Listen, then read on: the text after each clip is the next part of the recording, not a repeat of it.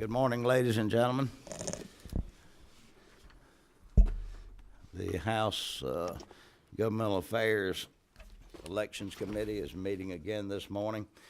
We've had 2 days of robust testimony covering several hours. Before we start the process, I want to ask all the subcommittee members, again, in the subcommittee, this is only for the members of the subcommittee, to offer amendments and to speak on the bill itself in the process. I'm going to deviate. We've had 2 days of testimony, and there was testimony that somehow got dropped off because Representative Oliver wished to speak as a on the issue yesterday. She was gone whenever we finished up. So, Ms. Oliver, and are y'all speaking in tandem on this? If y'all would, go up, have your piece, and we're fixing to move on. While they're getting ready to speak. Are these comments, Mr. Chairman? Yes, these are comments in their role as a legislator and as a citizen. Thank you, Mr. Chair. Thank you, members of the committee. Now, excuse me 1 second, yes. if I may. Sure. To the committee members, if you have amendments, be sure you got copies of the amendments.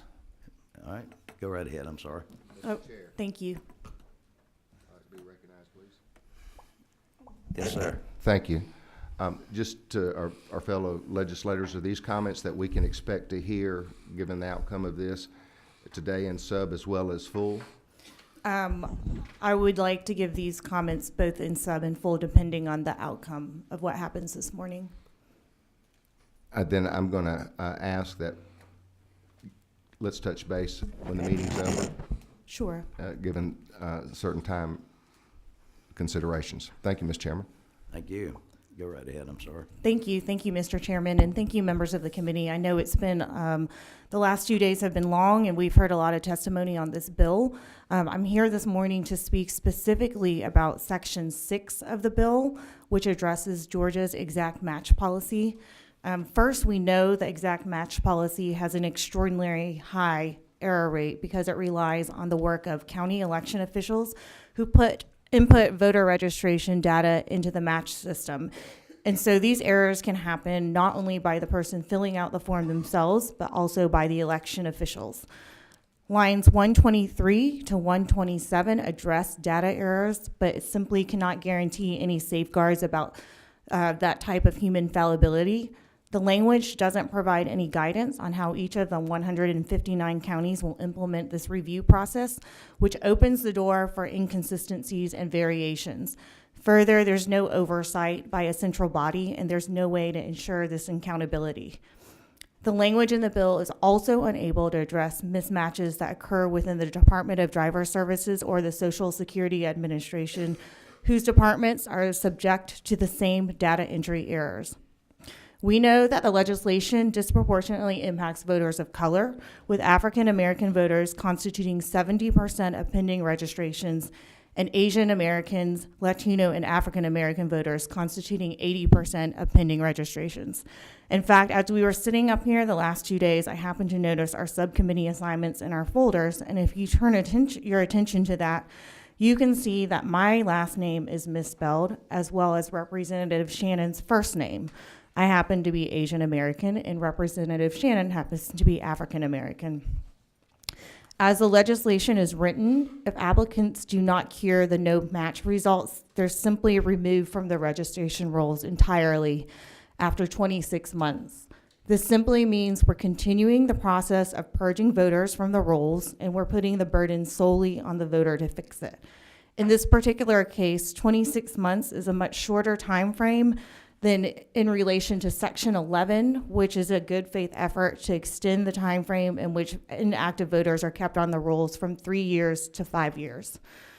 If you pay attention to line 153 to 157, that does in fact provide a timeline for notice to the applicant.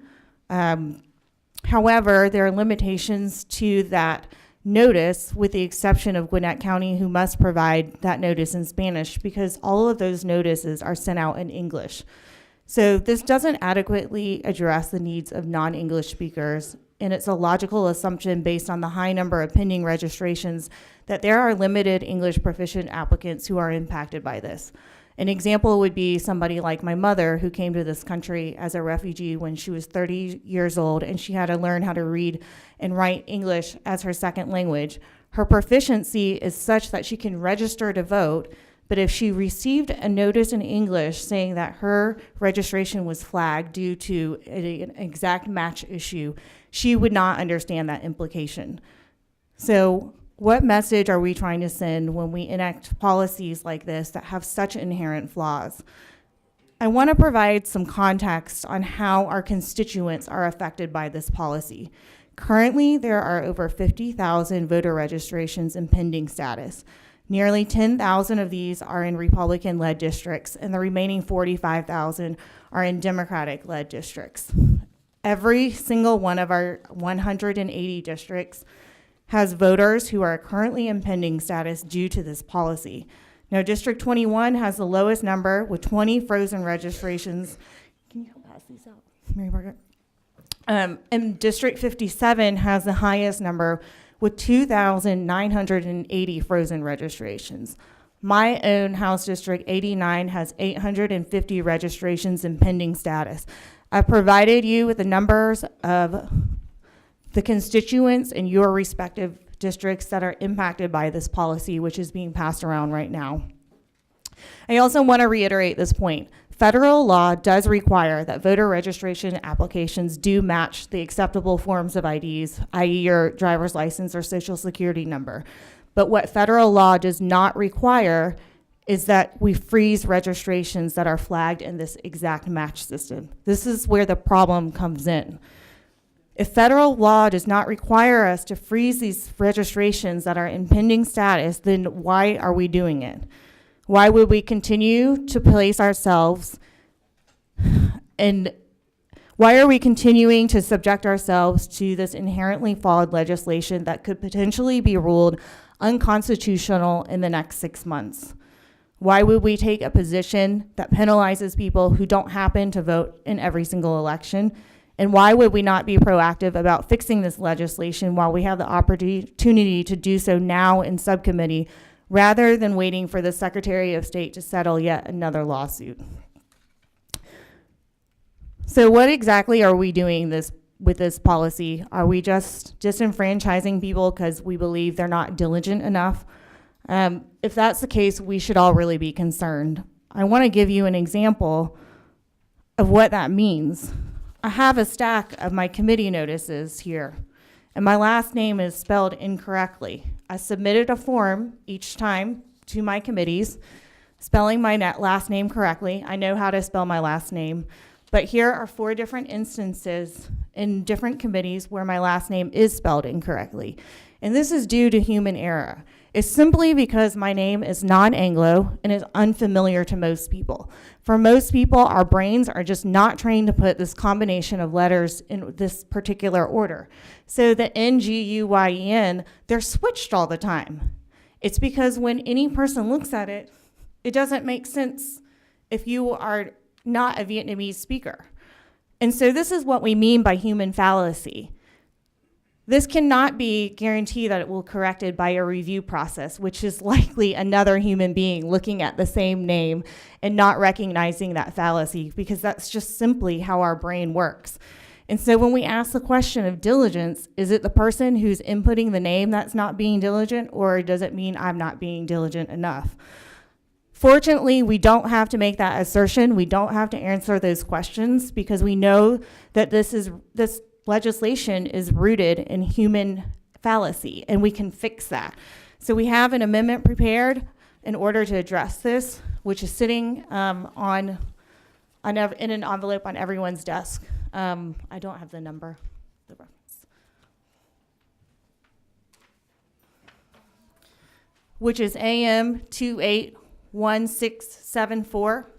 What this simply does is it enables a voter to register, and then if for some reason they are flagged in the exact match system, They simply go to the polls and they show their IDs as we normally would to verify their identification, instead of placing them in frozen pending status and endangering their ability to vote if they don't fix that within that 26 months. Thank you. Thank you, Mr. Chairman. It's a little unusual for me to be testifying to my own committee, but I wasn't certain how this would proceed this afternoon, and I wanted to take an opportunity to speak briefly also on the issue of exact match. You are making a decision, apparently, it looks like, a decision to spend $50 to $100 million in addition to what other states are typically spending in relation to solving the new machine issue. It is agreed upon we need new machines. It's simply not agreed upon as to what we have to spend in order to assure people a fair opportunity to vote.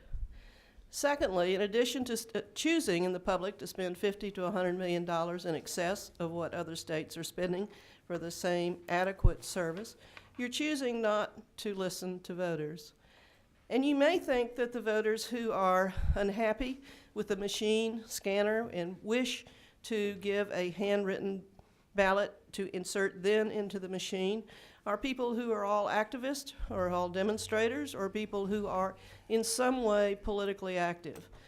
The main thing I want to say to you is that in my district, people who are totally apolitical, they are not activists, they don't come to the Capitol to testify, they don't demonstrate, but in the CVS, in the dog park, in the book club, I am approached regularly by people who tell me, educated people who vote, who tell me they no longer trust their vote.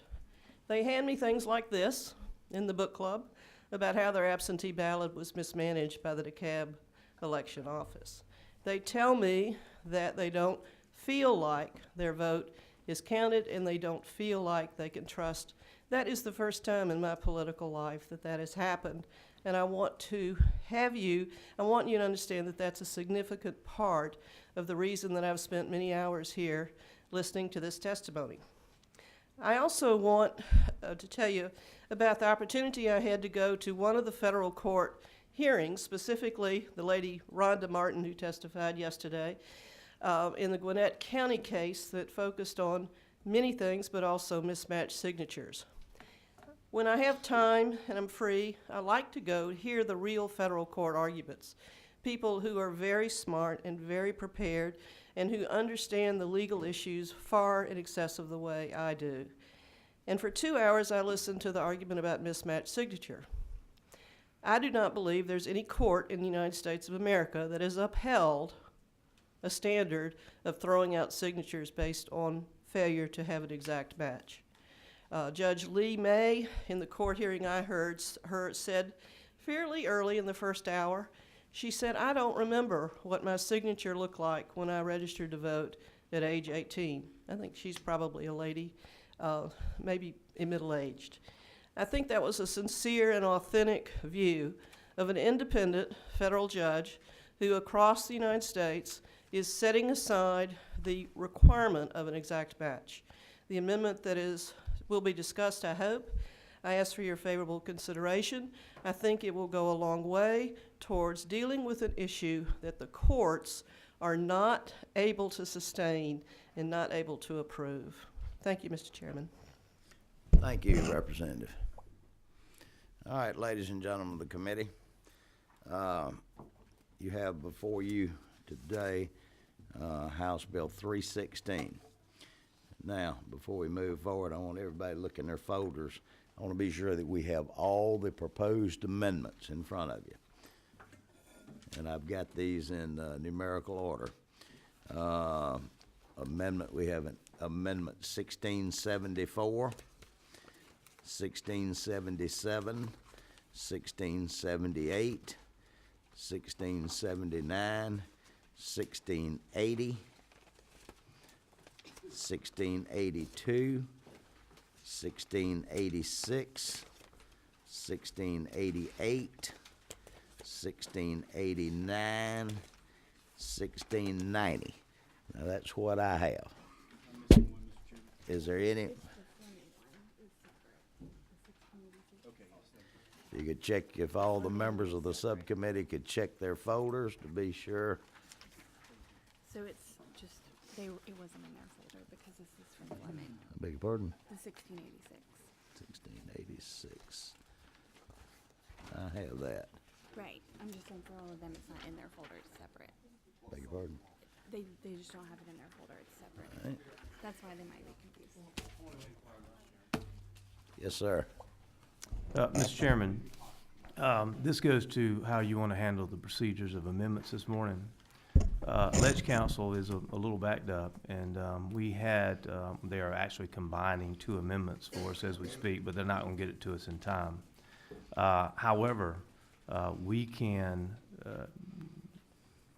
get to the same point by, if the subcommittee chooses to offer one amendment I could give to you and pass it, I could simply offer my second amendment, which is going to amend the amendment. And will be clear when I do that, but before I go down that route, I was going to ask the chair, is he amenable to considering that? And my purpose being is that if he's not, I'm just going to offer one amendment and save the second one for full. I think it would be clear. Which amendment number would you be referring to? The one amendment you have in front of you is the Turner-Fleming amendment. It's AM 28-1686. I withheld the second amendment, which is really definitional changes and clarifications that we can explain that they're not going to affect the substance of the bill, but actually help with some clarity. You don't have it yet. I didn't pass it out until I asked the chairman the question I'm asking now, not to cause any more confusion than necessary. As I understand, what you're saying is on Amendment 1686, the Turner-Fleming Amendment, you have another amendment that would amend this? The way it would proceed, Mr. Chairman, is that the one that I haven't passed out yet, I would ask that it be considered first. If passed, then I'm going to offer the Turner-Fleming Amendment, which actually adjusts the amendment I offered to you as well. Do you have copies of that amendment? I have it right here, plenty for the whole committee, yes, Would sir. you go ahead and distribute that? Yes, sir, I will. And I'll put that one in, I'll inject that in order before the 1686. Yes, sir. All right. Do we have any of the subcommittee members that have any other questions on the process? If not, while this is being passed out, and this, I'm not sure of the number, but if you'll inject this amendment that's being distributed, put it between 1686 and 1682. Just put it right in between, and we'll take them in that order. That being said, what's the will of this committee? Do I have a motion? Do pass, Mr. Chairman. We have a motion do pass and a second. Very good. The bill is on the table. All right, Mr. Fleming, as the author of the bill, do you have any last comments before we get into the, Mr. Chairman, very briefly, I want to thank the members of the subcommittee for the time that they spent on this. The bill that you have before you is not something that just happened this session. It's something we've been working on for over a year now. It makes substantive changes to our elections code, which I think are beneficial. It provides the groundwork to begin purchasing of new voting machines in the state of Georgia. And I believe it's a step in the right direction to make sure that we keep the right to vote in Georgia, something that works well. So I would simply recommend to you, Mr. Chairman, that we move ahead with the amendment process. And of course, I have thoughts on them, and I would appreciate if the committee members, subcommittee members would consider that as we go through it. thank you very much. All right, committee, we have on in front of you HB 316 with a stack of amendments. Unfortunately, these amendments are numbered, but they aren't signed by the author. We have in front of us AM 28-1674. Who proposes this amendment? Mr. Trammell, would you explain your amendment, Mr. Trammell? Thank you, Mr. Chairman. And Mr. Chairman, for your information, I believe all the unsigned amendments in the folder are going to be ones that I'll offer for reference this morning. If you would reference them when I call the numbers, and we'll allow them. Happy to do that, Mr. Chairman. AM 281674 is an amendment that addresses the exact match situation to which Representative Wynn testified this morning, Representative Oliver referenced in her testimony, and we heard some testimony in the proceedings over the last 2 days. Essentially what this does is it changes so that when a voter submits a registration form, that registration form is not flagged or suspended or marked as pending due to its failure to match information in the Department of Driver Services database. And then the voter, so it is processed as the voter is registered, but the right to vote is subject to presentment of proper valid identification as described in lines 47 through 62 of the amendment. So basically, in other words, a person attempts to register and the registration is processed, not held, but their right to vote is subject to the presentment of valid government identification as already prescribed by this legislature, and that's the amendment. All right. Do we have any other member that wishes to address this amendment? I do, Mr. The Chairman. author? Thank you, Mr. Chairman. The Minority Leader's Amendment touches on several different sections in the bill. I think the main portion of his amendment, which is relevant or does the most change, is section 24, lines 24 through lines 33. I've actually had a chance to read over that portion of his amendment. I think he actually makes a good change there, and I'm happy to support it. And that deals with our Help America Vote Act HAVA process, where we're required by federal law to verify people's information when they sign up. I do disagree with the other portions of the amendment. I think on page 2 of the amendment, he is actually probably pushing us past what federal law requires us to do with some of the ID portions he has there. We already have that in our code section. It's quite adequate, and what we have already complies with federal law. I think on the page 3 of the amendment where he makes some changes there, we have in our process through our driver services check, which we have to do, that's how we verify citizenship in Georgia for the most part. And he would change that. And I don't think that's a good change that this committee would want to make. So, Mr. Chairman, if I understand the posture of the committee and the amendment, it is on the table. I assume it has been moved and seconded. I would offer an amendment to the amendment. I would accept lines 24 through 33 on page 1, which basically institutes a new subsection B under that code section, which is on line 6, 21-2-220-1. And if Ledge Council understands what I am doing there, he's shaking his head, he does, I would offer an amendment to the amendment and ask for one of my committee members to second that. All right, the move that we need is I need a motion to pass this amendment and then a secondary motion to amend. You're talking about Mr. Tramble wants Mr. to move Tramble. his amendment. Your amendment is on the table. You move? All right. Motion to amend. Motion to amend, Mr. Chairman. I would accept lines 24 through 33 of his amendment, which is replacing subsection B, which is enumerated on line 6, 21-2-220-1. And I think Ledge Council has got what I'm doing there. Correct, Ledge Council?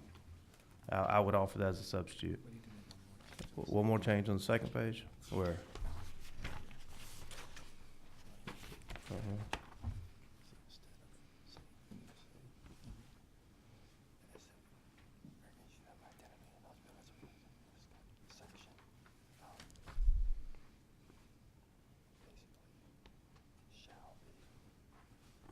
We're not including any of this.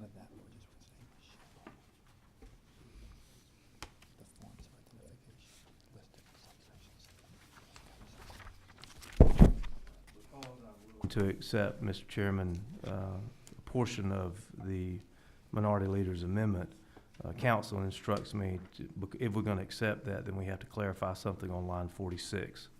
And if the chair would allow me, I would show you that clarification.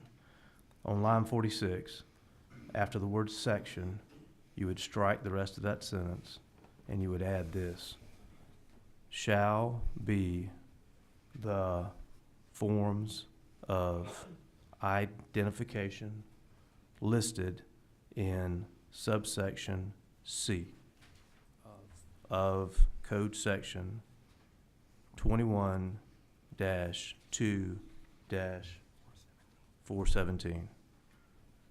If I may, Mr. Chairman, ask Ledge Council if you got that. Did I talk slow enough? All right. All right. So my substitute amendment would be, Mr. Chairman, the portions I identified on page 1, and then that addition on page 2. All right, go over page 1. I want to be sure I've got this exactly right. My substitute amendment, Mr. Chairman, would be to accept the changes on line 24, beginning with the term "in the event," All right, all the way through down line 33, where it right. says "local election period." I'm taking that portion of the minority leader's change, and that's on page 1, and of course what I put on page 2 as well. And I can repeat that if the chair needs me to. but you're also wanting to strike lines 34, restore that language back that he has stricken down to the change on line 46? Yes, sir. The only verbiage in my substitute amendment would be to strike the current subsection B, which begins on line 18 of your bill, of your amendment. Substitute that language, which I just enumerated on lines 24 through lines 33, and allow it to, a new C you had it to be.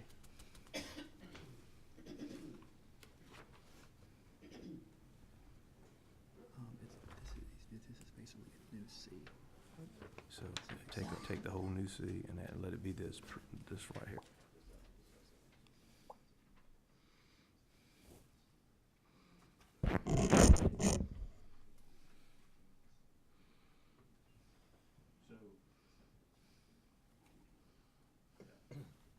So, and then on the second page, Mr. Chairman, we're accepting the striking that the minority leader's amendment puts in on lines 34 through line 44.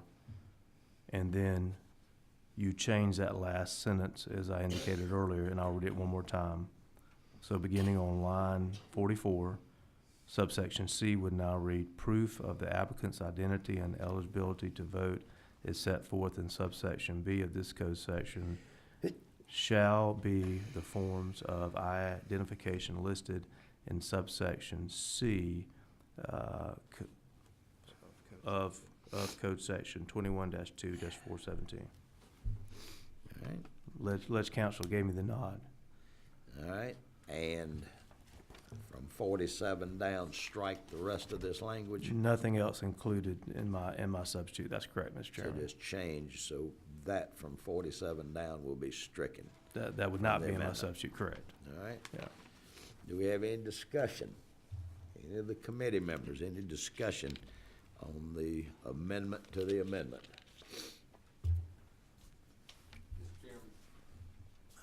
Hold on, let's see. Yes, sir, Mr. Williams. Mr. Chairman, just to be clear, I would appreciate one more time you Yes, sir. walking through from line 1 down, what stays in and what comes in and what Absolutely. leaves. Here's what stays in. The only thing that is in my substitute is what begins on line 18 with the subsection B, just the subsection notification, and then your first words are gonna be on line 24 with the word "in the event that," accepting everything down to line 33 until the period. Then over on the second page, I'm accepting his strike of subsection C for new language, and then I'll read it one more time. It begins on line 44. Subsection C would now read, "Proof of the applicant's identity and eligibility to vote is set forth in subsection B of this code section shall be the forms of ID listed in subsection C of the code section 21-2-417. And of course, Representative Williamson, what gives me confidence is that not only do I think I know what I just did, but Legislative Council says he understands what I just did. All right. Mr. Trammell. Thank you, Mr. Chairman. And Just want to ask if and I appreciate the gentleman's amendment.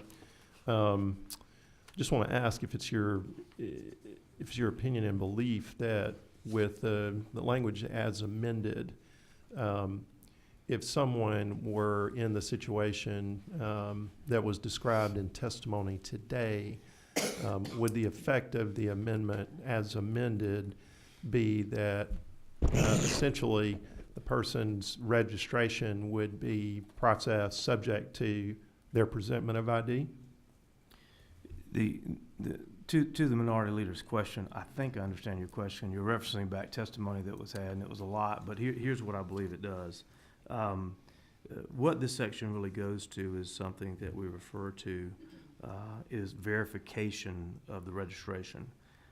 And what it allows, very similar to what we have in current law, but simply clarifies it that if there's a problem with your registration, you can bring in, generally speaking, or show your ID in some format, and if that matches up, if that is correct, then your registration process is fixed.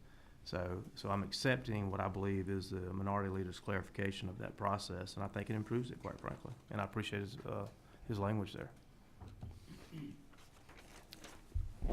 Good. All right, any other discussion? All right, you have before you an amendment to the amendment. Motion? Second. All in favor of the amendment to the amendment? Aye. Opposed? Moving to the amendment as amended. Point of information, Mr. Chairman. So at this point, if we vote yes on Mr. Trammell's amendment, it actually is my substitute amendment. Is that correct? That's exactly what we've just passed. Yes, sir. Is we've passed the amendment to Mr. Trammell's amendment. So if people now agree with the change I made, they would vote yes. That's exactly right. All right, thank you. Now, before you have the amendment to the amendment of 1674. Motion. Second. Second. All in favor say aye.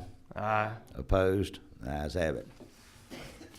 Thank you, Mr. Chairman, and thank you, Mr. Trammell. You have before you Amendment AM 281677. Would this be Mr. Trammell's? It is, Mr. Chairman. All right, would you like to address it? This is a very straightforward amendment that just changes one word that is presently, it's in line 890 of the bill. Presently under the law, the requirement is to provide the term reasonable notice about the availability of advance voting. And this, of course, reasonable notice is a standard and not a rule.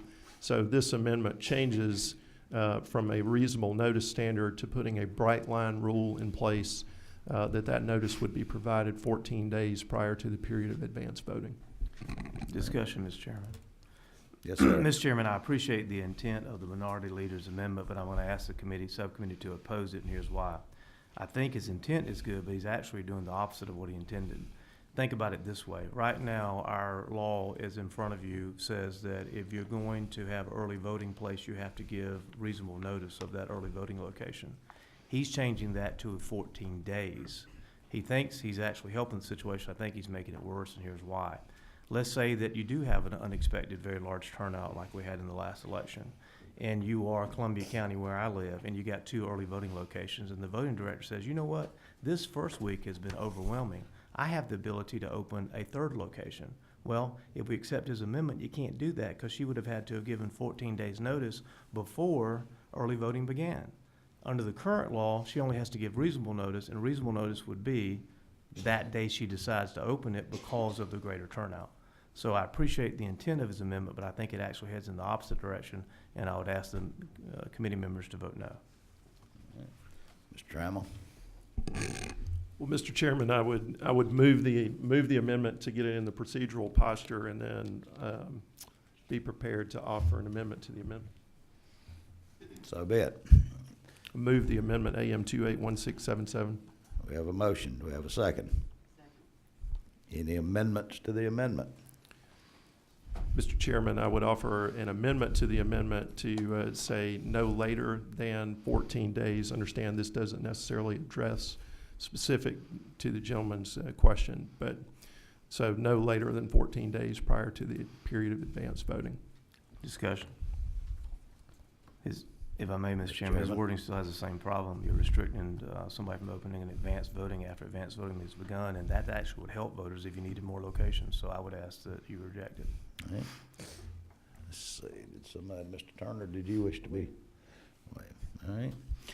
We have a motion to amend the amendment. Do we have a second? We do have a second. Any further discussion on the amendment to amend?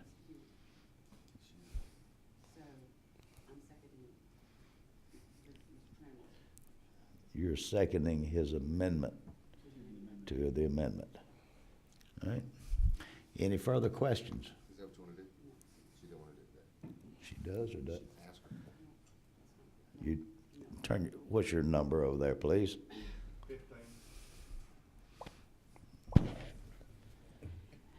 No, sir, I withdraw the motion. Last chance. Do we have a second to Mr. Trammell's amendment to amend? Mr. Chairman, I'll spare the committee the misery. I'll withdraw the amendment to the amendment. Thank you so much. You're withdrawing the amendment to amend. That's correct, Mr. All Chairman. right. Do we have a second on the amendment? Yes. We have a second on the amendment. Any further discussion? If I may, Mr. Chairman, once again, I'd ask for the That committee means to we're vote. back to the original posture of the amendment, Correct. AM 28-1677. I would simply ask my committee members to vote no, because although I think the intent's well, but he's going in the opposite direction that he means to. All in favor, say aye. Aye. Opposed? No. No, I think the noes have that one. All right. Next amendment, AM 28-1678. Mr. Trammell, this yours? It is, Mr. Chairman. Mr. Chairman, this replaces language. There's language in the bill at lines 901 to 918 regarding the process for what happens when an absentee ballot is rejected. The effect of the amendment is basically that it provides that a ballot that's reviewed will not be rejected by a technicality if the Board of Registrars can determine and they're satisfied that the ballot is legitimately the ballot of the qualified elector. And then in addition, it sort of provides a more robust attempt to notify provision in the event that they are trying to get the elector, that they have to make an attempt by telephone, by mail, or email to the extent they have that, at least 7 days prior to give them an opportunity to correct the problem.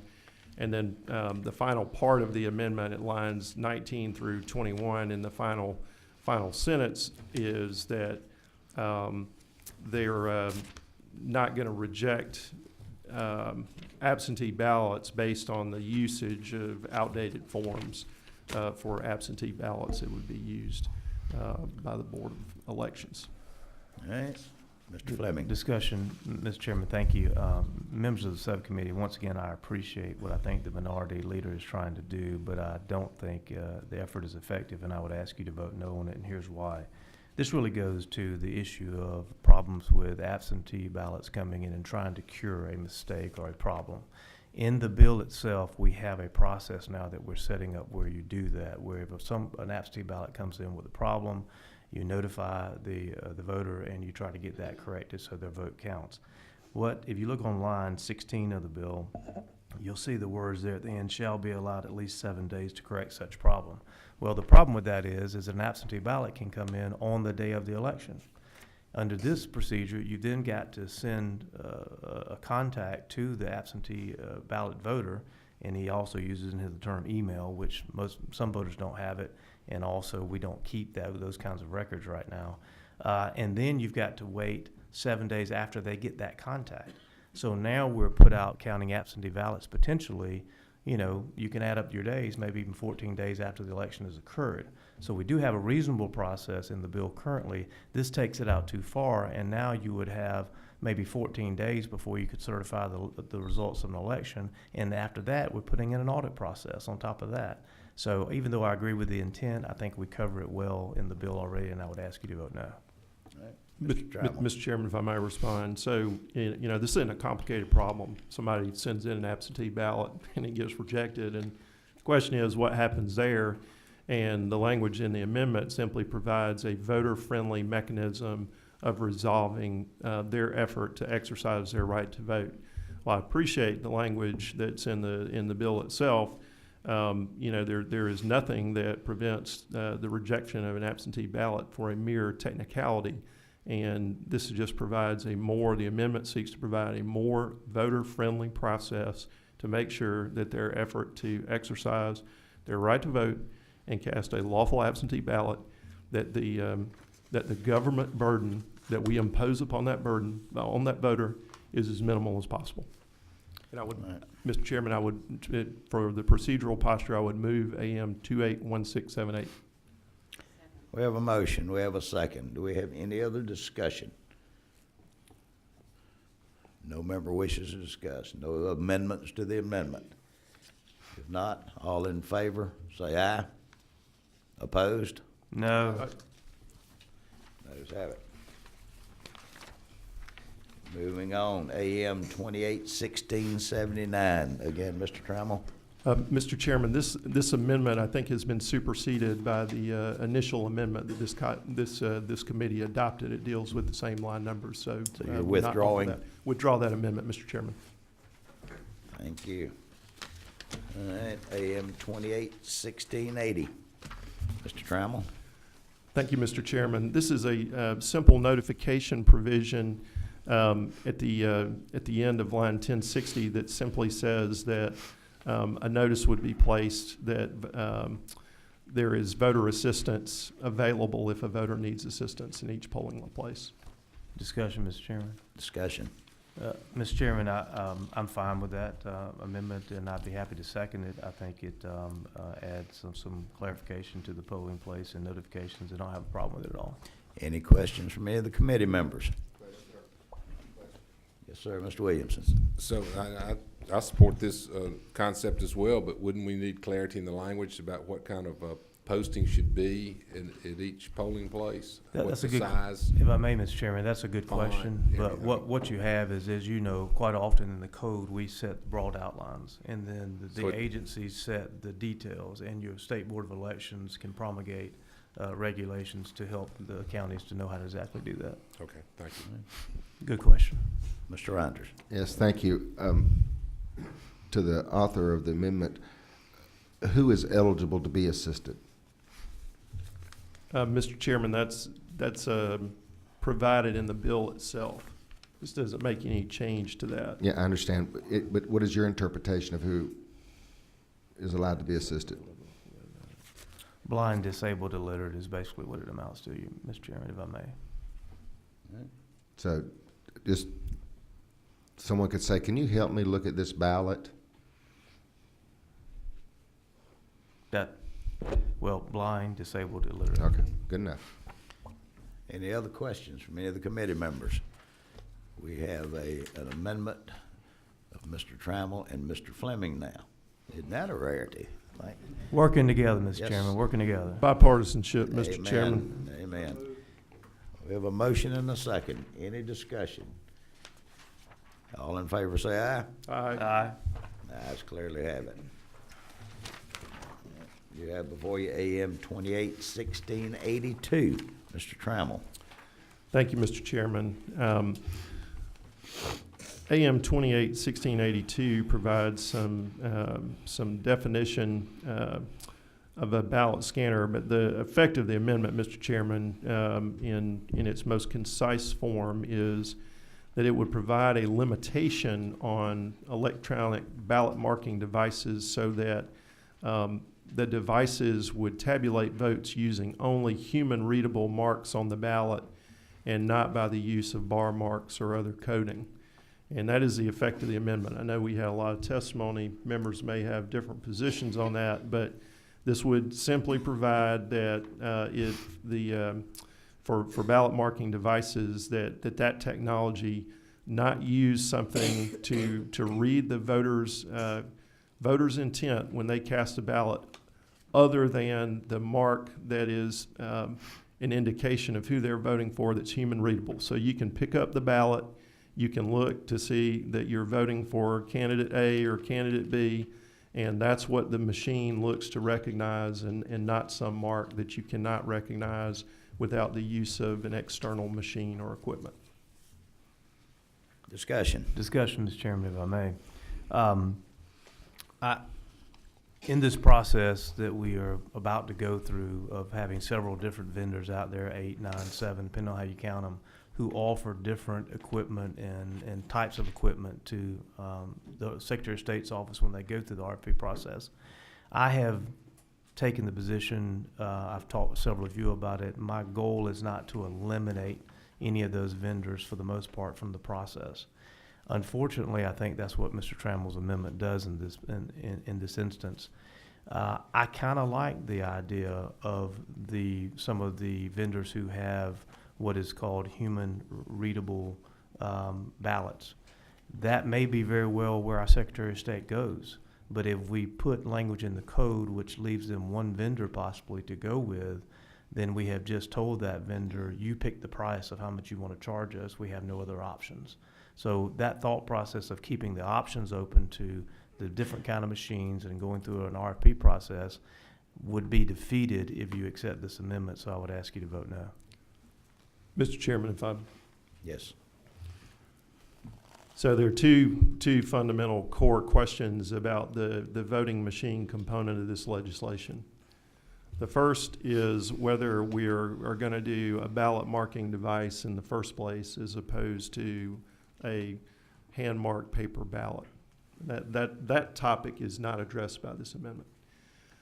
The second question assumes that to the extent that we go in the direction of an electronic ballot marking device, are we as a General Assembly going to permit or authorize what is the actual ballot that is read? Is it what the voter has marked, or is it some inscrutable code, barcode that is on the ballot that no one can look at and determine?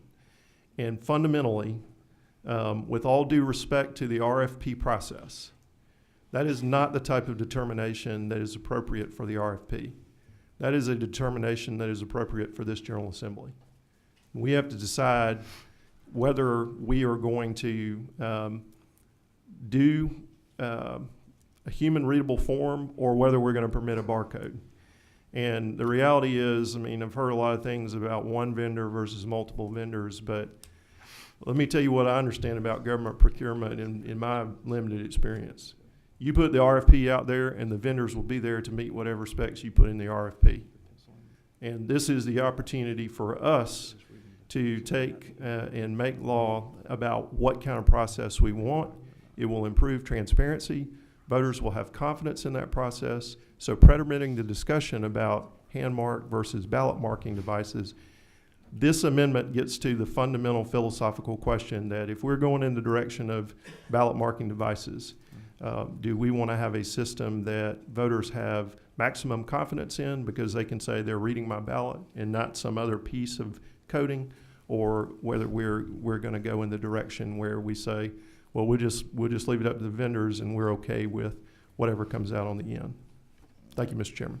And I would move AM 281682 for procedural purpose of getting this on the table. All right. We have a motion. Mr. Turner. It's my understanding there are multiple vendors who can read the marks on the ballot without a barcode. Would you agree with that, Mr. Chairman? I'm aware of one. I'm aware of two. So I understand the nature of the concern, but I also am aware of promises made by vendors throughout this process who've said that whatever we want to do, they'll do. So while I appreciate that, I'm going to be voting for this amendment because I think it's important that the folks have confidence in what they're actually submitting into the machine. Discussion, Mr. Chairman. Yes. If I were going to support the concept of narrowing this to one, maybe two vendors through the RFP process, I would perfect the language attempt to, over time, perfect the language in the minority leader's amendment. If you look on lines 4, at the end it says using the human readable marks.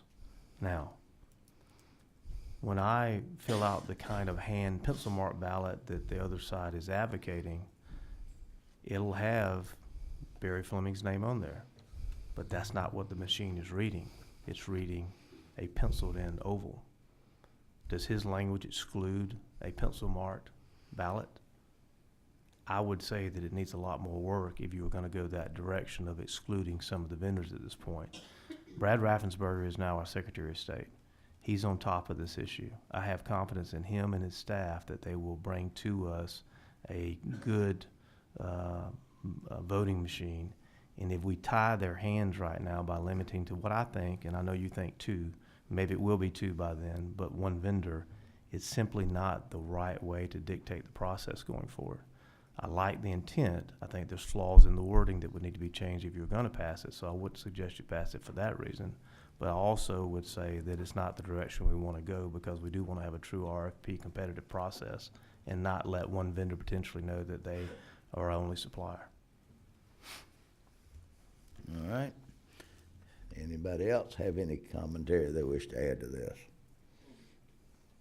Mr. Trammell. Mr. Chairman, I won't belabor the point, but I mean, human readable is a perfectly understandable standard. It's what we've done for years. When I vote in my local municipal election, the way they count it is a human readable mark. That's whether I bubbled in for the mayor or, for the mayor's opponent. And that's all this says, rather than looking at something and looking at a technology where you're looking at a barcode. So this is a fundamental philosophical question. And where you lay down on this is going to be the way. Apparently, this is the direction that the bill seems to be taking in favor of ballot marking devices. This is the way we're going to vote for the next 20, 25 years. And it's an important question, so I appreciate the committee's consideration. Final comment, Mr. Chairman. Yes, sir. I think Mr. Trammell's point is surely lawyers would never argue about what that means. I'm going to disagree with him on that. All right, we have a motion. Do we have a second on this amendment? We have a motion and a second. All in favor say aye. Aye. Opposed? No. We'll call for division, Mr. Chairman. All in favor, raise your hand. 2, 3, 4. Opposed? 1, 2, 3, 4, 5, 6. Fails. And I would recommend that, since the author says that if this could be perfected, you'll have another shot at this in the full committee. Thank you, Mr. Chairman. And I would encourage you to try to work with the author to perfect that language. You have in front of you AM 28-1691. Mr. Trammell, is this yours? It is, Mr. Chairman. 1691. It's out of, happy to take it up, but is this I'm sorry, this is not mine. This is Representative Fleming's. All right, I'm sorry. Mr. Fleming. Mr. Chairman, here we are in that point of the discussion that I talked about when we began, that if we do pass this amendment, then I'll be asking to pass the Turner-Fleming amendment, which would amend this amendment because of a lack of ability for Ledge Council to get it ready for us. Mr. Chairman, what you have in front of you in AM 28-1691 is what I would call clarification and definitional changes. There's an organization out there called Verified Voting that has been very helpful in this process in some instances. They went through this bill. They said, I think if you word it here better about what certain definitional terms are, it would help, particularly the risk limiting audits in lines 14 through line 22. So I think it makes no substantive changes, but it does clarify some definitional changes, and I would offer Amendment 28-1691 to you. All right, if I understand right, if the subcommittee passes AM 28-1691, then AM 28-1686 will be offered, Mr. Chairman, to substitute what on the amendment you have in front of you would be subsection E when it comes to risk limiting audits. That further amendment would be one that Representative Turner and I That have further worked on. clarifies. That's right. All right, do we have any questions of any of the committee members? Do I have a motion Move. and a second? Any amendments to this amendment? There are none. All in favor, say aye. Aye. Opposed? For- Ayes have it. For clarity, would you like me to move on to that amendment, Mr. Chairman? That one will be the next one coming up. The next one you have in front of you, Mr. Chairman, is the Turner-Fleming Amendment, which is AM 281686. What that does, Mr. Chairman, it adds an extra sentence beginning on line 8 to our risk-limiting audit process.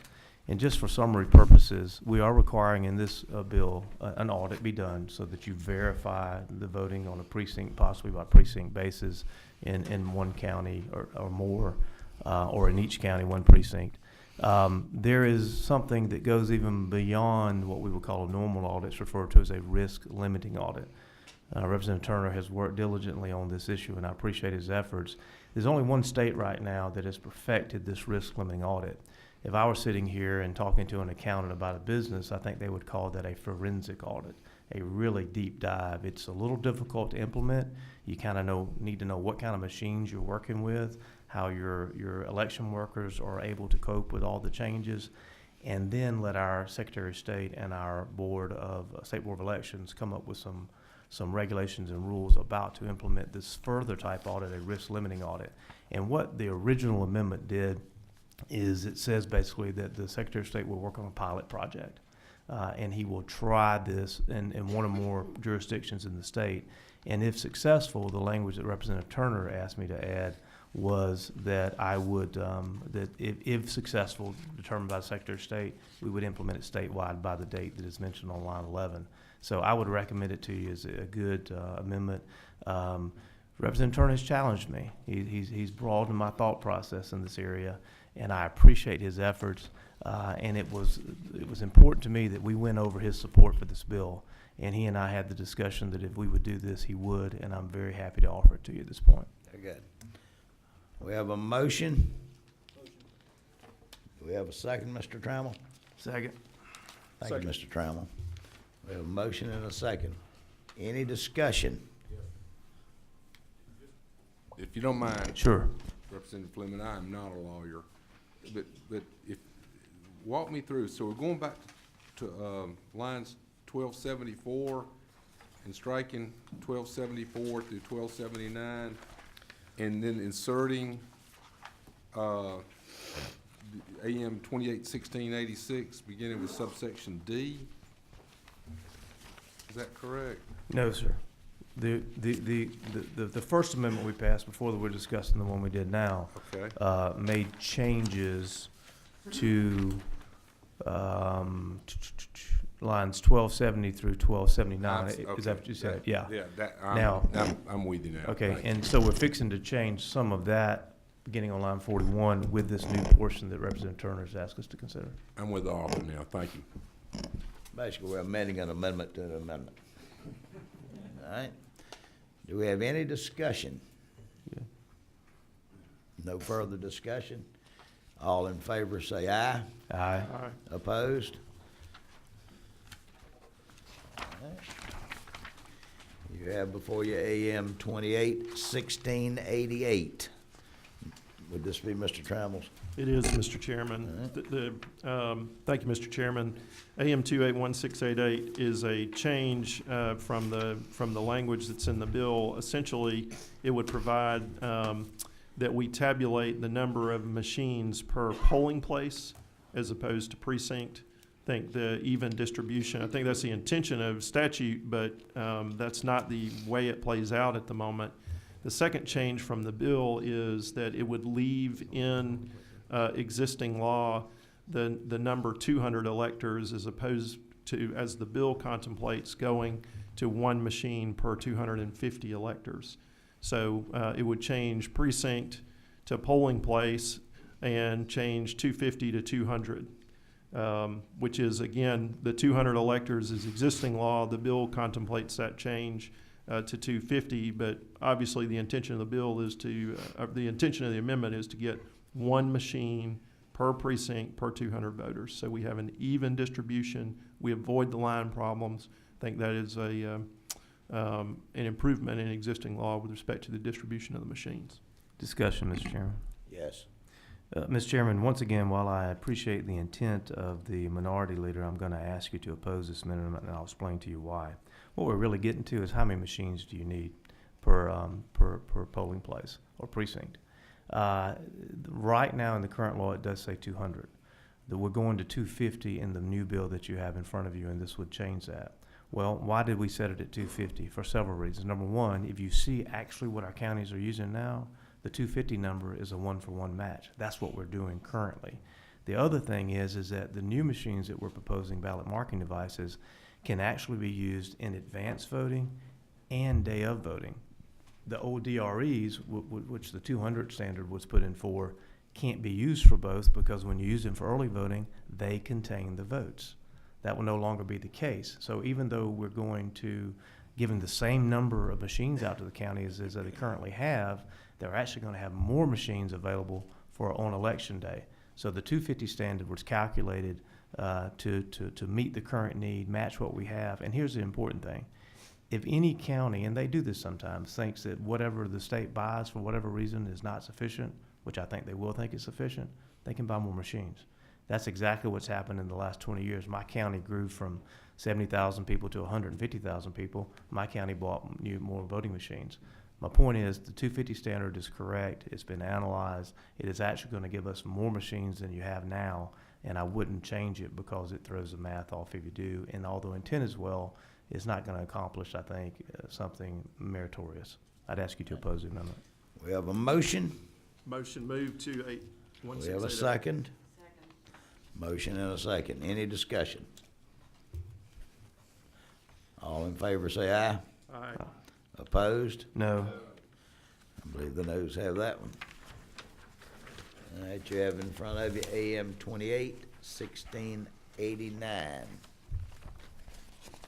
Mr. Trammell? Thank you, Mr. Chairman. This is a provision that addresses the issue. There was testimony about the Secretary of State's office becoming a member of the Electronic Registration Information Center, or ERIC, and I think that that's a good thing. The only thing this amendment does is in the bill as it stands now, rather than say ERIC, it says become a member of a non-governmental entity whose purpose is to share and exchange information. So I think that the clarity and accuracy of exactly what we're doing is necessary. That's what this amendment provides, and to the extent that we ever wanted to do something different than ERIC, we would need to come back and change that, and I think that's the way it should be. That should be a decision for the General Assembly.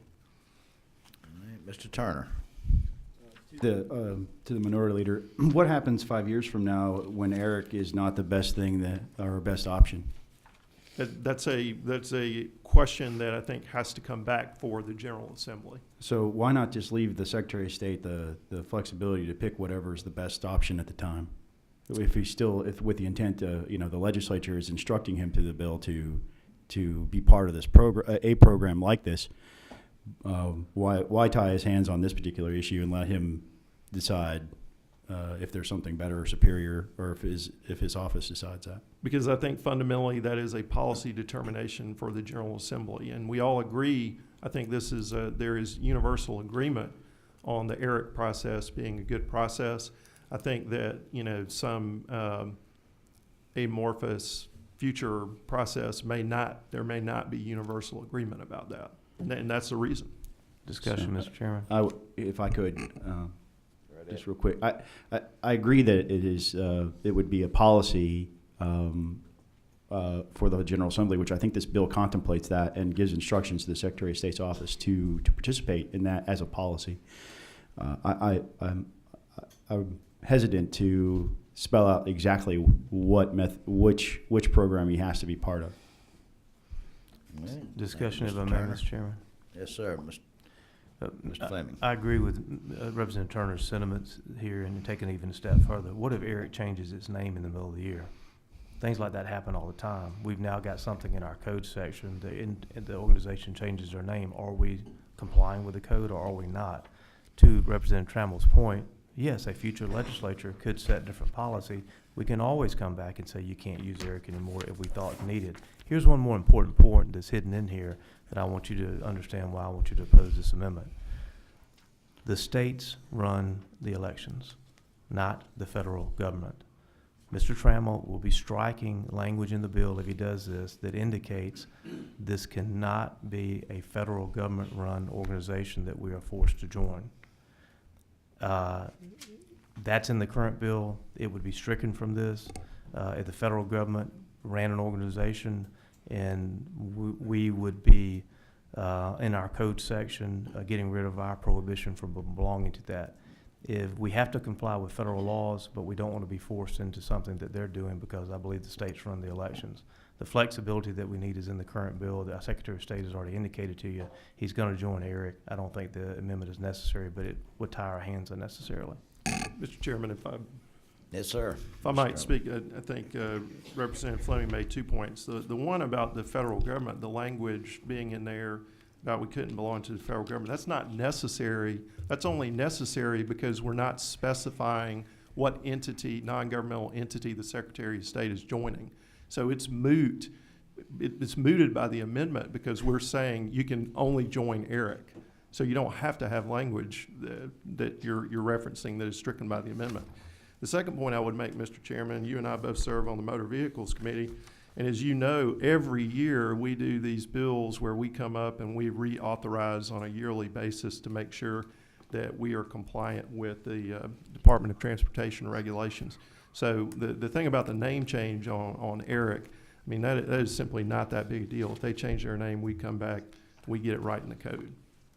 And I would move AM 281689. We have a motion. Do we have a second? Second. Do we have any further discussion from any of the committee members? If there is none, all in favor say aye. Aye. Opposed? No. Those have it.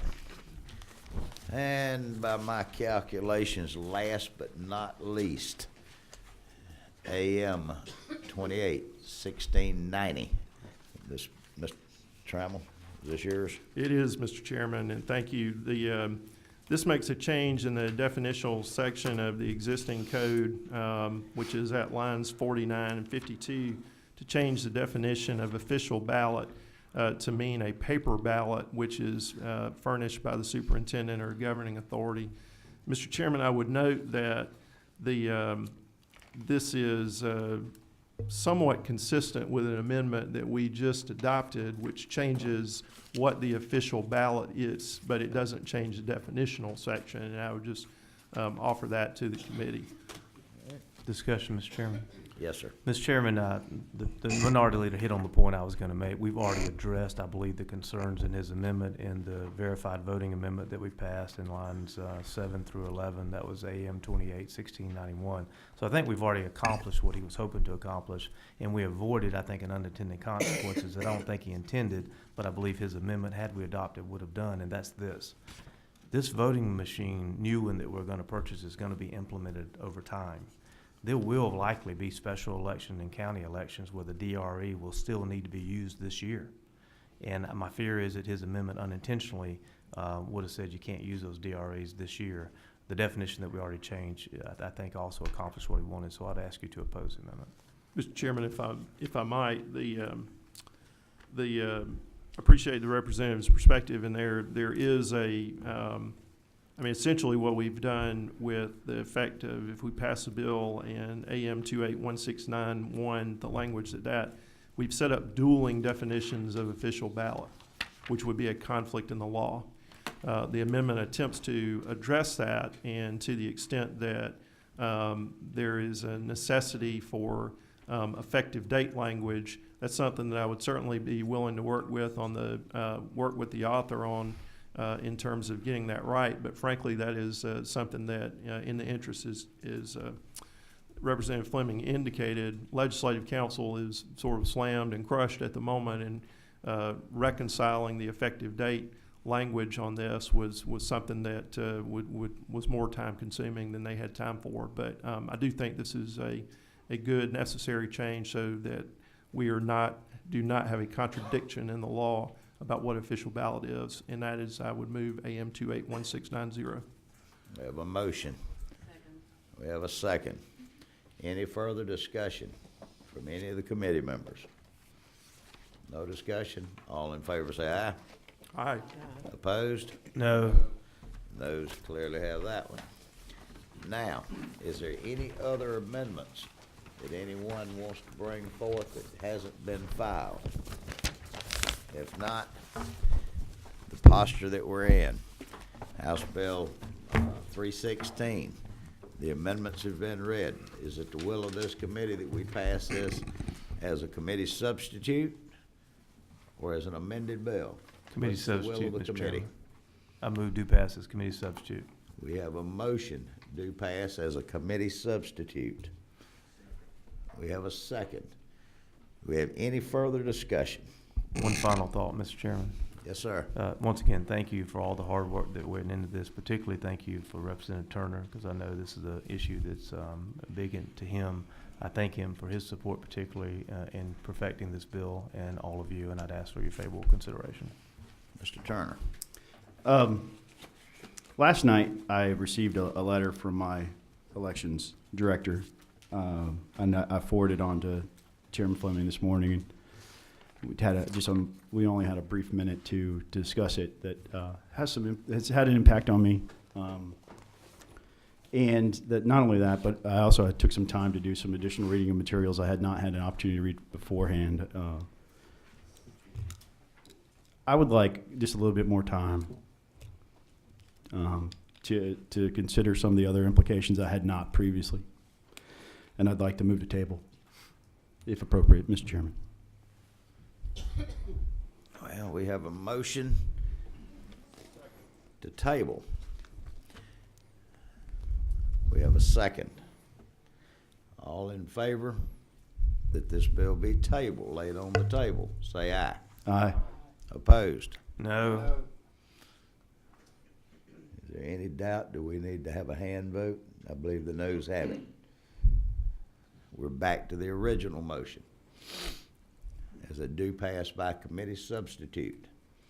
Any further discussion? Mr. Trammell.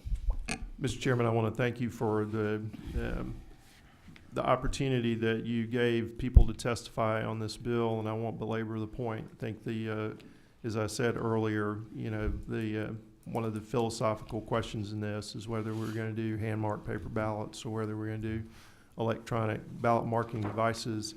And I think the testimony from the cybersecurity experts is something that we should heed as a committee, and therefore I'll be voting no on this measure. All right. Mr. Williamson. Thank you, Mr. Chairman. And I too appreciate the chairman's effort to let the public be heard, but just because there are a lot of people watching this on the internet, and everybody's concerned about having safe and fair elections in Georgia. But is it not true, to the author of the bill, that this is just coming out of subcommittee and will be taken up in full committee, and this is just the first start of the entire legislative process to have fair, accurate voting in the state of Georgia, and this is just the subcommittee's recommendation to the full committee. Is that not true? I think it's absolutely true. As the chairman, as our secretary of caucus chairman, as our secretary of caucus treasurer understands, it's going to go to full committee. It's going to go to the House. It's going to go to the Senate.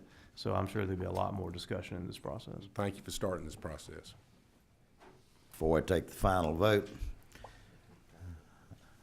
I'd like to make a comment. I want to thank the subcommittee members. I'd like to thank all in attendance. This was a very strenuous process. I want to thank all of the citizens that took time to come and to be heard, whether there was redundancy or anybody else, because they spoke with emotion and passion. I will say from my standpoint that I have, this has been quite an experience, but I'll also say that I have some concerns. I expressed some of those concerns yesterday, that I'm afraid that the partisanship of the last year has created a lot of problems. It's also made a lot of things known of flaws in the system. But it's also put forth an attitude to a lot of people that there are people out there that are plotting and strategizing against them. I don't see this. I saw the Secretary of State's office being criticized because they were the ones that are gifted and by legislative statute as the depository for the state election laws. But the one thing that I continue to be concerned about, when I continue to hear the word disenfranchisement or such words as that, they seem to be buzzwords that are tossed around. But at the end of the day, the actual voting, the actual handling of the election process is in the hands of the local elected officials. The local elected officials. And I don't think disenfranchisement and things like that, those words need to be clarified. That maybe there's errors, maybe there's mistakes by those local folks. I know that in my meeting with the 3 boards of elections of the counties that I represent, they didn't have any problems, but what they asked me for was one thing, that's uniformity. They know what the rules are, and they operate by the rules. And those registrars in Franklin and Hart and Madison County, they do it awful well. They go overboard to be sure it's done. But the only thing they ask for is uniformity. They know the laws, but when a judge is called in and in the spur of the moment, a judge changes the process, that affects uniformity. But the people in this legislature, no matter what their party is, they're not the enemies. We're up here to ensure a vital election. That being said, we have a motion to pass as a committee substitute, House Bill 316. All in favor say aye. Aye. Opposed? No. And the ayes have it, and I would encourage you to work with the author to clarify a couple of the amendments that y'all had. Thank you, ladies and, I'm sorry. Chairman Reinders wishes to make an announcement. Thank you, Mr. Chairman, and I appreciate the hard work you and the subcommittee have done on this. More on that later. I want to announce that there will be a full governmental affairs meeting today at 3 o'clock in room 341 of the Capitol. We will let you know what the agenda is as soon as we possibly can. I do want to make a couple reminders pursuant to our rules, and that is any amendments must be given in advance, 2 hours at least. I ask that those amendments be drawn up by Legislative Council and given to Chairman Fleming as it relates to 316. And with that, Mr. Chairman, thank you. If there's no other questions, if none of the other members have anything to say, then this meeting is over with for the day. Thank you, ladies and gentlemen.